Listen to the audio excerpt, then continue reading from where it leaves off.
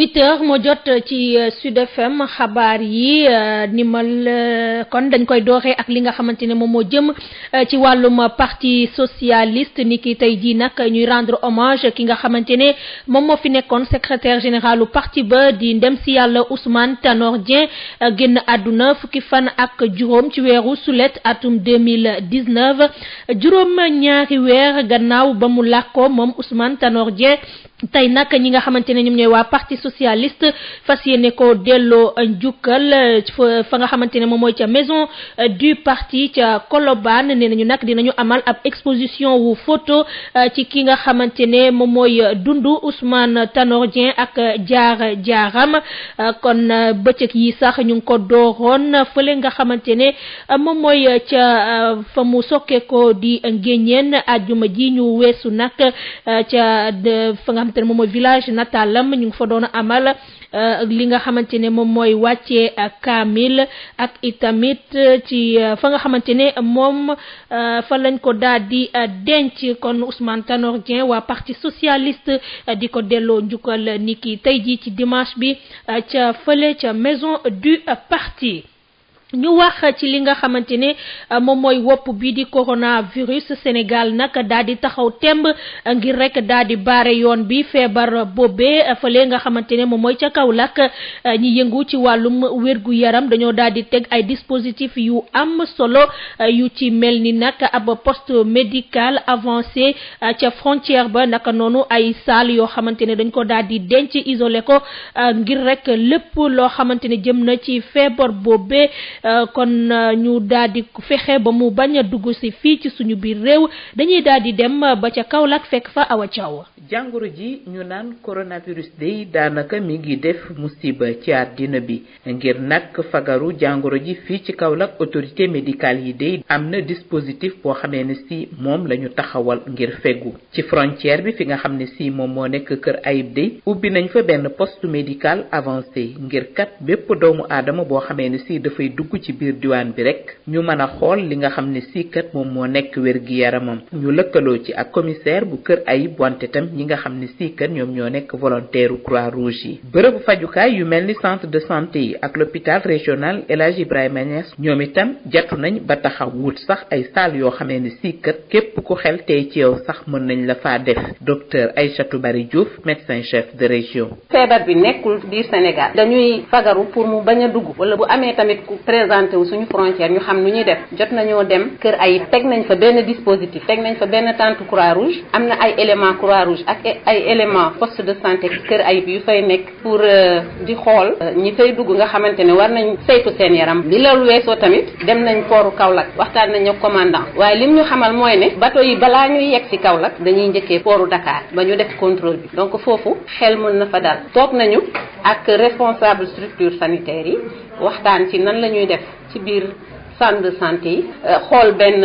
salle boo xam ne dañ koy teg pour isolement au cas où. naam amagul day benn menace boo xamee ne si dëgmal na Kaolack waaye teewul kii di docteur Aïssatou Bari Diouf di wax nit ñi kenn ku ci nekkat na nga sàmmonte ak set gu mat sëkk su ko defee ñu gën a mën a fegu. pour gën a fagaru li ci njëkk mooy kuy sëkkat wala ngay tisoli nga jël mouchoir teg ko ci sa bakkan ak ci sa gémmiñ wala boo yorul mouchoir tamit mun nga jël sa concu nga sëkkat ci boo paree bu dee mouchoir nga yoroon nga sànni ko ci poubelle raxas say loxo ak saabu wala ak li ñuy tuddee alcogel lépp lu jëmee ci wàllu ndawal aussi buñ koy manipuler ñu manipuler ko ak prudence buñ paree raxas suñu loxo ak saabu bu ñuy togg tamit ndawal wala nen ñu togg ko ba mu ñor xom loolu tamit ci prévention bi la bokk. autorité médicale yi yamuñu foofu càmbar nañu tam bépp matériel bi nga xamee ni si kat moom la ñuy fegoo boole nañ ci nag weccante sax ay xalaat ak personnel de santé bi nekk ci public bi ak privé bi ci bépp documentation boo xamee ni si indi nañ leen ko ci niveau central ñu wesaare ko ñi nga xamee ni si tam ñoo nekk fajkat yi gën nañoo dooleel seen xam-xam ci jàngoro ji.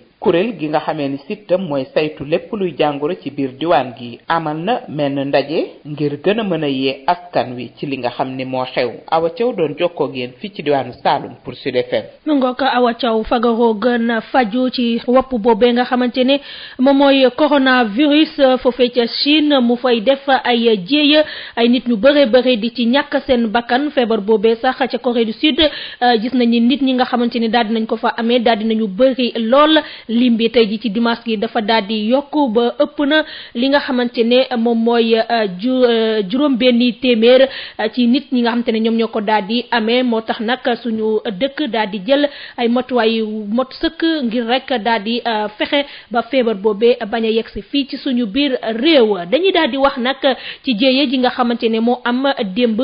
ca Waxal Jàmm quartier la ba nekk ca Diourbel ñetti ay ndaw yu góor yi nga xamante ne seen i at toll na ci fukk ak juróom-benn jàpp fukk ak juróom-ñaar ñoo doon foowee ab mbokku doom di ab pusale kon yëf yi daal di mujj am ab jéeya ndax kenn ka dafa daal di jël li nga xamante ne moom mooy pusale boobee daal di ko tiire ci yeneen ñaar ñi kenn ki daal di ñàkk bakkanam ka ca des amee ay gaañu ñu daal di ko rawale ca l'hôpital moom mi nga xamante ne moom moo def joojee dafa daal di ne may kenn gisu ko ab police nag daal di na ci tijji l'enquête dañuy daal di dem ba foofee nga xamante ne moom mooy ca Diourbel fekk fa Adama Ndiaye. ku ñu faat te teñ ko fële ca quartier Waxal Jàmm mu di Mamadou Ngom nga xamante ne dafa tiire ay bal ci ñaari xaritam yi nga xamante ne moom la doon fool kenn ki nekk Ibrahima Kane moom moo ñàkk bakkanam ci saasi Serigne Ngom mi nga xamante ne mooy rakam moom daa di jële ay gaañu ñetti xale yooyu nag nga xamante ne seen at tollu ci fukki at ak juróom benn jàpp fukki at ak juróom ñaar ñoom dañ doon fooy ak fetal ba nga xamante ne seen papa moo ko moom muy bi ñuy rëbbee ba mbir mi di am kooku nga xamante ne njot nañ ne moom moo def li ni mel kenn gisagu ko néew ki nga xamante ne mooy ki faatu yóbbu nañ ko ci hôpital Heinrich Leucke bu Njaareem police bu Bambey daal di ubbi ab enquête. Diourbel Sud FM Adama Ndiaye waa section SAMES bi nekk fii ci Ndakaaru nag dañoo daal di sol ab mbubu avocat ngir rek daal di layool ki nga xamante ne mooy médecin chef bu district sanitaire bu Pikine ci ay tuuma yi nga xamante ne ñooy liggéeyee ci hôpital ba ñoo ko teg ci ab ndoddam ne dafa daal di luubal xaalisu hôpital ba ñoom nag ne nañu waa bureau section SAMES bu Dakar ne nañu ñi ngi jàppale ki nga xamante ne moom mooy médecin chef hôpital boobee ne nañ nag moom bu buggee na jël yëf yi yóbbu ko fa mbaxane doon ne benn démb nag ab réunion la ñu doon amal ci waayu boobule district sanitaire foofee ca Pikine dañ ci daal di teewlu nag kii di secrétaire général bu SAMES bu Dakar di docteur Aliou Niang ak Moustapha Thiam. dañoo seetlu ñun syndicat wu médecin wu Sénégal bi ñu réunir fii tey ci hôpital bu Pikine muy district sanitaire bu Pikine dañu seetlu ni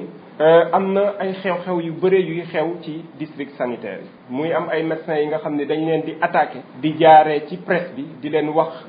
di leen wax lu leen neex yenn saa yi muy jóge ci ay agents yi nga xam ne retraité nañu ba pare wala yenn saa yi muy doon ci ñi nga xam ne dañ leen muté te bëgguñoo respecté décision bi nga xam ne moom la administration bi jël. loolu nag tax na ba ñu ñaawlu jëf yooyu nga xam ne ñoo ngi koy def di jaare ci yenn syndicat bëgg nasaxal liggéey bi nga xam ni moom la ñuy liggéey ci këru docteur. loolu tax na ba ñu bëgg administration bi jël responsabilité am pour que lépp li nga xam ni mooy yoon ñu mën koo doxal ci kër docteur yi. loolu tax na tamit ñu ñaar bépp docteur bi nga xam ni attaqué nañ la ci wàllu woowu nga mën a fexe ba ñooñu nga yóbbu leen ci yoon pour que ñu xam ni yoon am na fii ci dëkk. waaye du tey ñu xam ni képp kuy membre SAMES ak fépp foo mënti nekk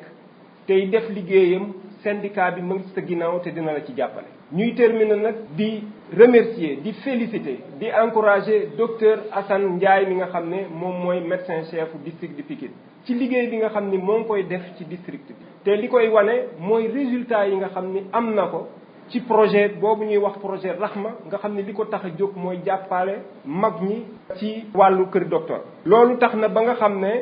ñoo ngi koy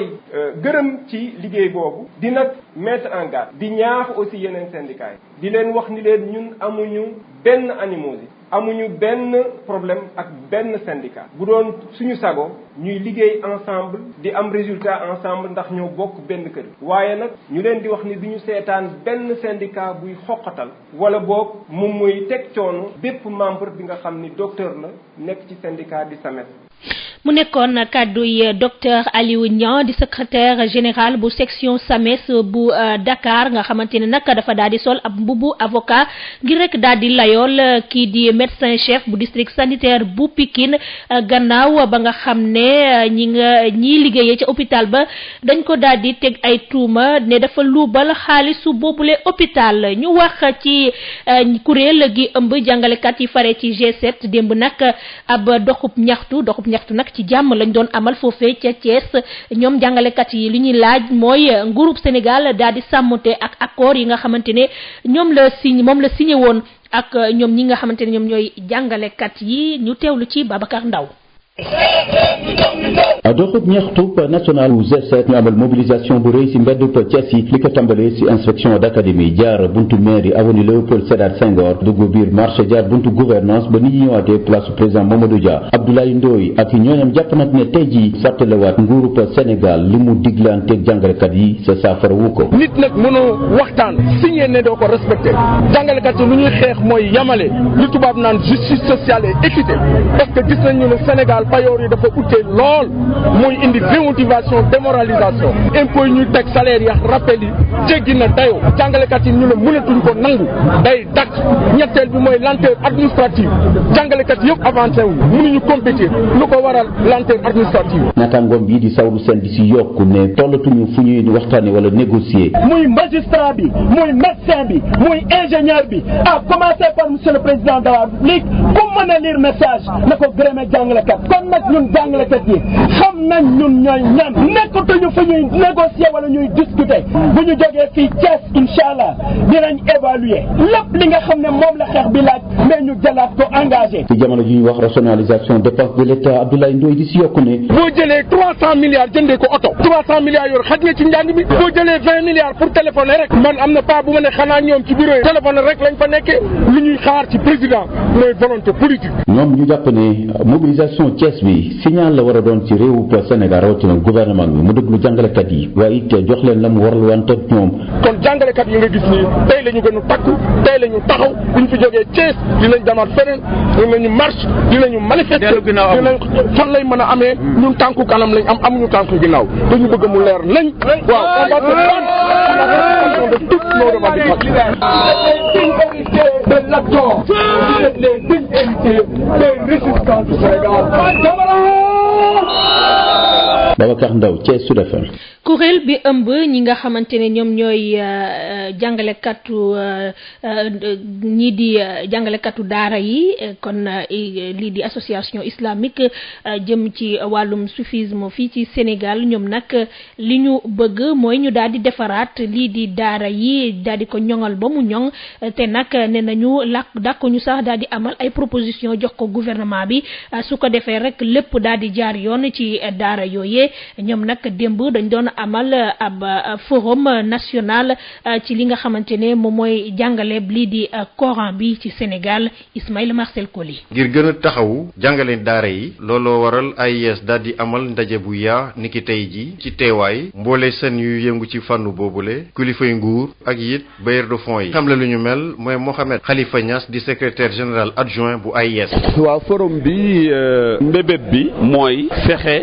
ba image bi nga xam ni moom la nit ñi jamono ji rawatina di am ci daara ñu xam ni loolu du lu ñuy tuddee ñun daara ñun li ñuy tuddee daara mooy ñetti type de daara mooy daara traditionnelle yi fi amoon yu mag ñi nga xam ni tey màgg nañ ba nekk këru diine yi donc ñun suñu objectif mooy fexe ba tolloole daara yi am ndax daara dafa évoluer daara traditionnelle yi amoon moo jur këru diine yi mujj gi ña jàngee foofa ñëw Dakar ubbi internat léegi nag beneen type de daara bi poser problème bi nga xam ne moom la ñenn ñi mal intentionné di yalwaanee ca biti danaan ñoo yalwaa problème mooy daara de quartier yi benn bi mooy pour assainir daara yi benn ñaareel bi mooy def ay proposition wala contre proposition pour wane li nga xam ne moom lañ xalaat pas liñ ñu xalaatal ci daara mais liñ xalaat ñun ñooñ daara ñu proposé ko. bu ñu noppee ci ndaje bi le nag dinañu dëxëñ lépp lu ñu fa waxtaanee ci benn document jébbal ko kilifay nguur ak ñu cee yëngu. bu paree daal danañ dajale document bi yëpp def ko document incha allahu presse bi danañ ko jot ONG yi danañ ko jot état bi dana ko jot mbooleem partenaires yi jëflante ak daara kenn ku ci nekk di nga jot li nga xam ne mooy document bi nga xam ni moom la ñuy génne gannaaw bu forum bi pare.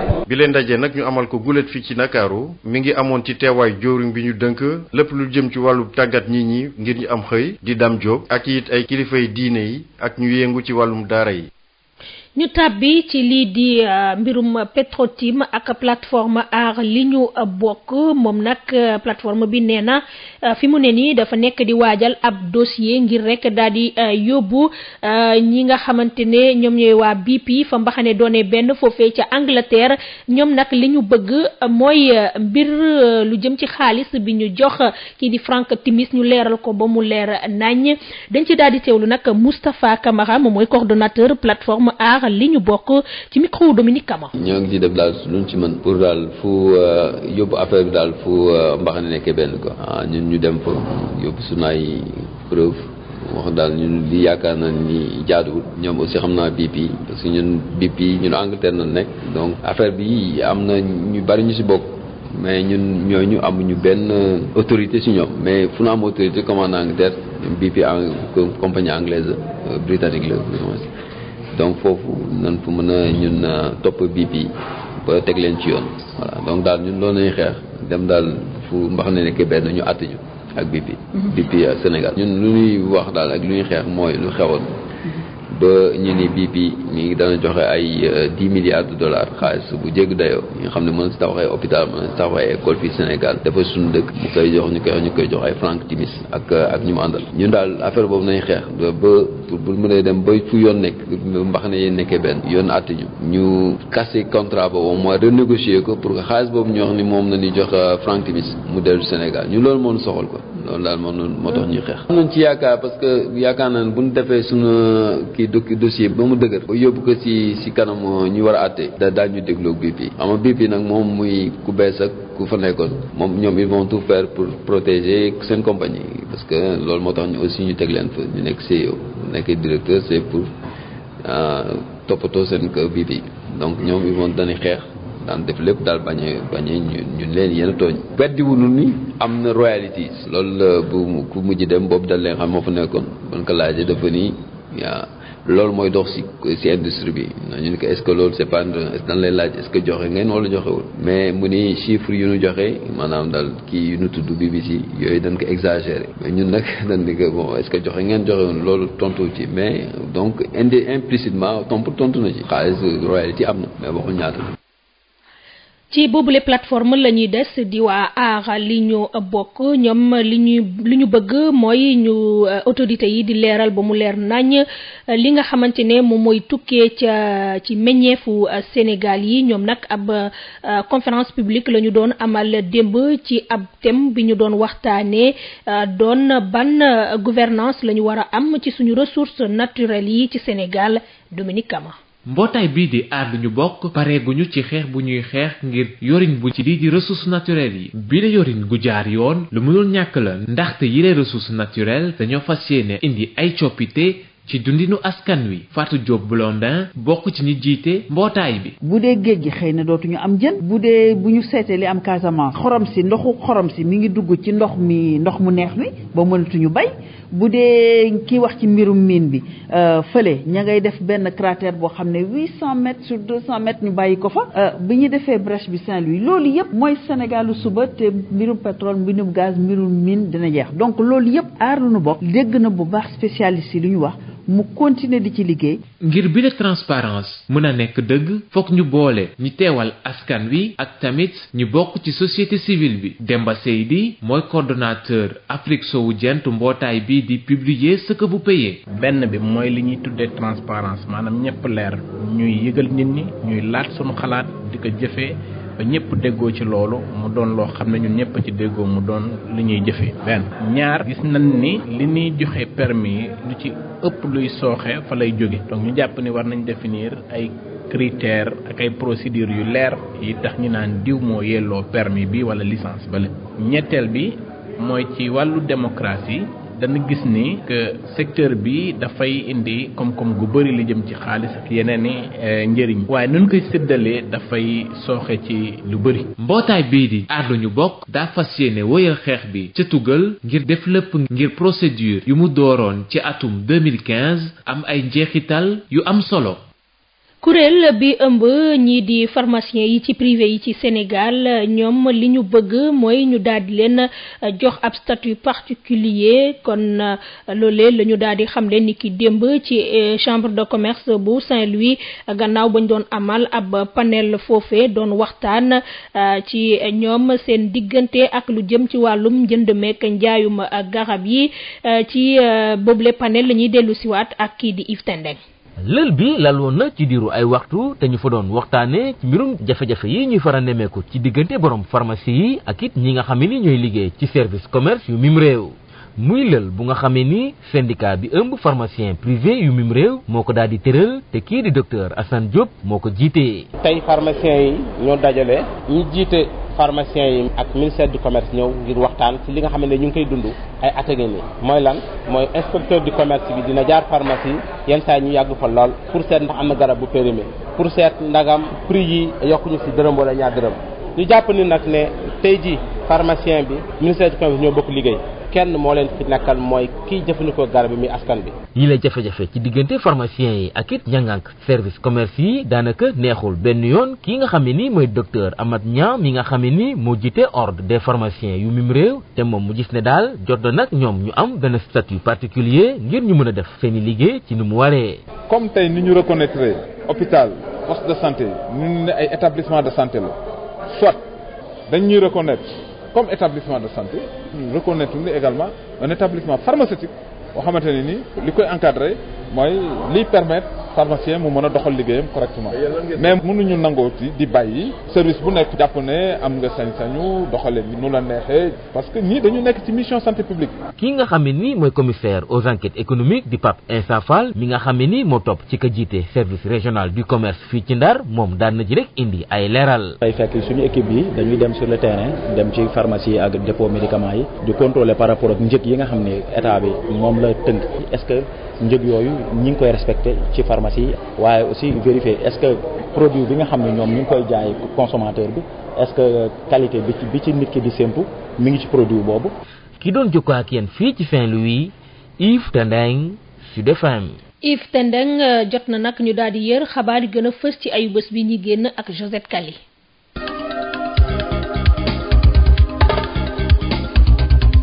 dal leen jàmm ci jotaay bi fësal xibaar yi gënoon a am solo benn ci ayu bés fii ci Sud FM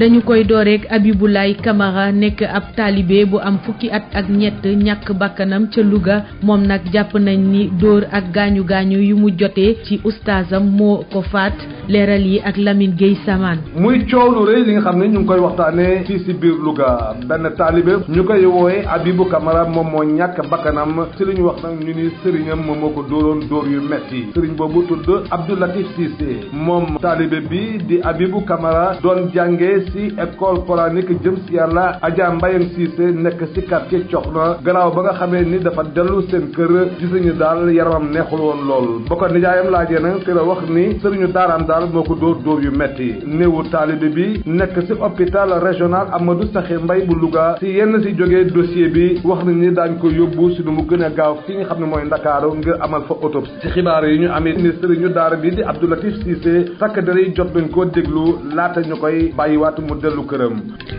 desandi ba tey ci boobee mbir ndax autopsie bu ñu amle woon fii ci Ndakaaru moo fësal ni ay gaañu gaañu ci bopp bi moo wund génn àddunaam ñu fàttali leen ni kii di Abdou Latif Cissé nekk oustazam mu ngi ci loxo yoon.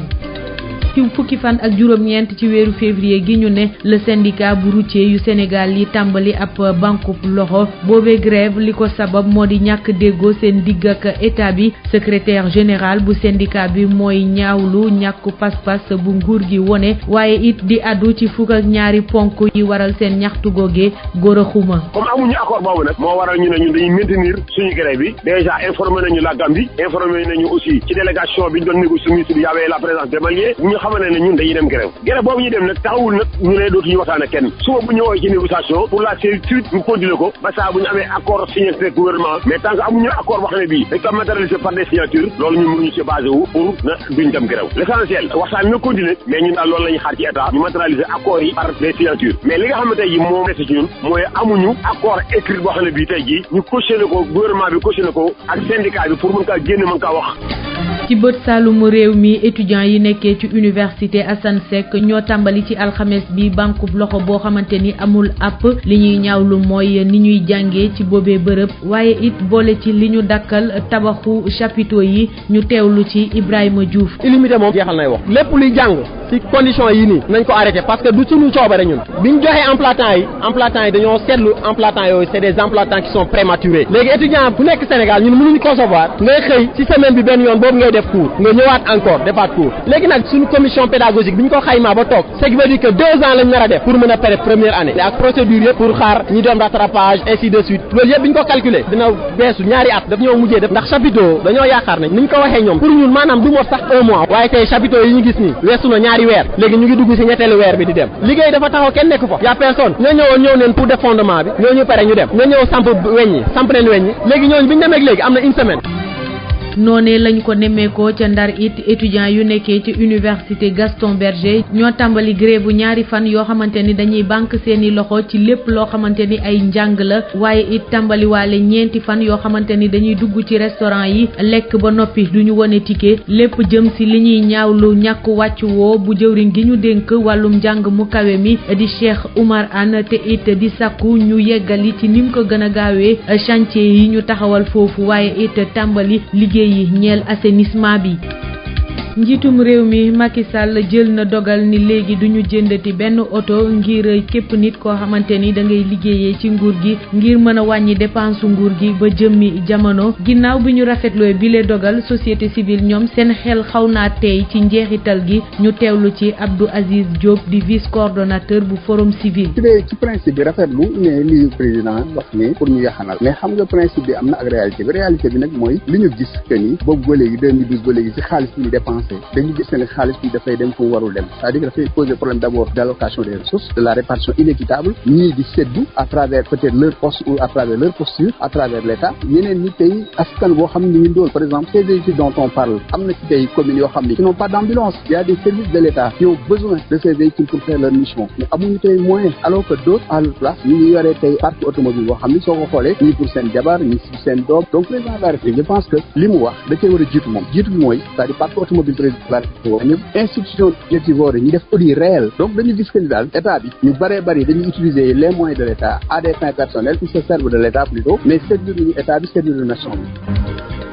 tegu doj bu njëkk ca Diamniadio bu complexe sportif bi ñuy duppee stade du Sénégal bile jumtuwaay li ci gën a fës bokk na ci ab stade de football boo xamante ni dina am lu toll ci 50 000 places projet boobee financement bi xayma nañ ko ci lu ëpp téeméer ak juróom fukki milliards ci suñuy koppar ubbite bi ñu ngi koy xaarandi ci ñaar fukki fan ci weeru août atum 2021 Donisia Sambou. fii ak fukki weer ak juróom-ñaar Sénégal dina dalal complexe sportif multifonctionnel ñu nar ko dippee stade Sénégal njiitu réew mi Macky Sall di dellu si ci jumtuwaay bi. Infrastructure sportive moderne qui répond aux normes internationales. jumtuwaay sportif moderne bi nga xam ne nag day wuyu ci norme FIFA dina am noonu stade football juróom fukki junniy place waaye tamit système boo xam ne moom mooy koy may ndox ak courant dina am tam terrain d'entraînement boo xam ne dina am ñaari junniy place ak tamit piste athlétisme bépp jumtuwaay boo xam ne dinañ ko soxla ci Jeux olympiques yi dina am itam ñetteeli terrain de football. Et de tous les équipements nécessaires à la pratique d'autres sports. téeméer ak juróom fukk ak juróom benn milliard ci suñu xaalis koppar gi ñu nar a dugal ci bile stade njiitu réew mi Macky Sall nag jàpp ne ndawu Sénégal rawatina sport sénégalais nag amuñu njëkk rax ci dolli suñu réew mérito na am jumtuwaay bu yees waaye tamit bu moderne tegu ci norme FIFA. Ce complexe inédit dans la sous-région sera réalisé. stade bi nga xam ne nag amul fenn ci sous-région bi maa ngi ciy félicité président directeur bu SOMA mi nga xam ne nag ful na rek lañu ko xamee ndax bu fekkente ne dafa joxe date rek da koy respecté waral Céline maa ngi lay jox rendez-vous ñaar fukki fan ci weeru août 2021 ngir inauguration bi inch'Allah. Août 2021 pour l'inauguration inch'Allah. ci fàttali Jeux olympiques JO 2022 nag dinañu ko amal ñaar fukki fan ak benn ci weeru octobre jàpp juróom-ñeenti fan ci weeru novembre. président Macky Sall woo ministère bu ñu dénk wàllu tàggat yaram ak comité national olympique sportif sénégalais ñu xàccandoo doorandoo ngir Sénégal mën a am athlètes yi gën Diamniadio Denisia Sambo pour Sud FM. fii la ñuy ndar képpee jotaayu xibaar yi gënoon a am solo benn ci ayu bés fii ci Sud FM seen rajo dig daje dibéer bi di ñëw. simili ak benn moo bootu ci juróom-ñetti waxtu ci suba ya mbokk fa ñuy ndar képpee xabaar yi nag liñ ci mën a jàpp moom mooy ni ki tey ji waa parti socialiste di delloo njukkal ki fi nekkoon seen secrétaire général di Ousmane Tanor Dieng làkku fukki fan ak juróom ci weeru sulet bi ñu weesu kon juróom-ñaari weer gannaaw ba mu làkkoo moom Ousmane Tanor Dieng tey nag waa parti socialiste di ko delloo njukkal foofee ca maison du parti ca Colobane nee nañu nag dinañu amal ab exposition de photo ci lu jëm ci dundu kii di Ousmane Tanor Dieng naka noonu ay jaar-jaaram. kon yile bëccëg sax dooroon nañ ko ajuma bi ñu weesu foofee ca Nguéniène di village natalam ñu doon amal wa xamante ne moom mooy tombam ba ca dëkk ba ak waxoon nañu tamit ci lu jëm ci jéeya ji am foofee ca Waxal Jàmm quartier la bu nekk ca Bambey ca région bu Diourbel ñetti ay ndaw yu doon foowee lii di mëkk doom yëf ya nag daal di mujj ci jéeya kenn ki daal di tiré pusale bi mu dal ci yeneen ñaar ñi kenn ki ñàkk bakkanam ka ca des nag daal di amee ay gaañu moom mi nga xamante ne moom moo def jéeya joojee dafa daal di ne may ba léegi kenn tegu ko gët police nag daal di na ci tijji ab l'enquête ñu leen di jaajëfal bu baax a baax ci ànd bi ngeen di ànd ak rajo Sud FM di fi taataane xabaar. rédaction bi di leen jox dig daje bu 9h jotee xabaar yi ci tënk lay doon ci kàllaamay wolof ak tubaab kon Assane Thioune ñu koy jaajëfal bu baax a baax ci technique bi kon man ma leen di jox dig daje bu 13h jotee xabaar yi ci yaatal lay doon ci bëccëg gi ñu yendoog jàmm.